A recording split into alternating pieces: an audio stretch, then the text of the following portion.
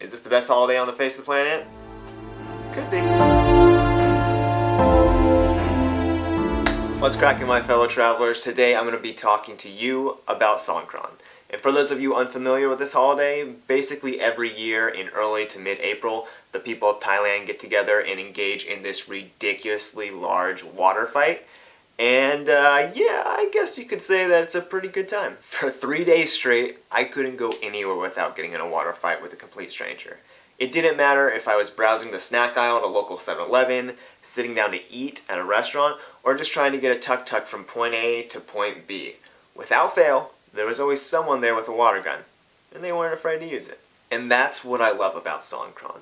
There's just something special about celebrating and sharing an experience with hundreds, if not thousands, of complete strangers. Growing up in the West, this isn't something I was ever really exposed to. Most of my holidays were spent with my family. So I just assumed that's how the rest of the world did things too. Turns out, I was wrong. And I'm glad that I was. I don't know. It's possible that Songkran is so memorable for me because of the novelty of sharing such a ridiculous experience with so many different people. But when I was a kid growing up in the 90s and super soakers were all the rage, I could only dream of engaging in large-scale, full-on water warfare like that of what the people of Thailand were able to organize every year.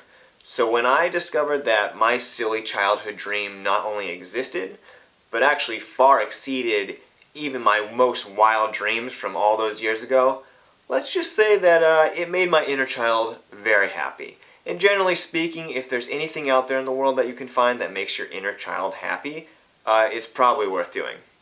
There are some exceptions to that statement, though.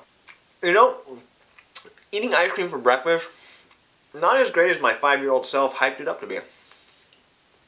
Bummer. For those of you wondering where the best place to celebrate Songkran is, you have two choices. Either Bangkok or Chiang Mai. Basically, you just want to make sure you end up in a big city because the celebration lasts longer there, usually up to 3 days. If you go to a small town, you're looking at maybe just a day of celebrating. And honestly, if you're going to fly across the world to engage in a giant water fight, you might as well get your money's worth. Personally, I spent the holiday in Bangkok, and just in case you couldn't tell by now, I had a pretty good time. I have heard a lot of people say that Chiang Mai is the place to be, but honestly, I don't think it really matters.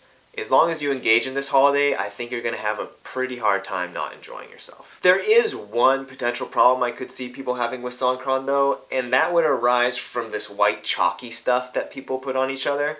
And the problem isn't with the substance itself, it's just that unfortunately there are some people out there that will use it as an excuse to approach someone and grope them.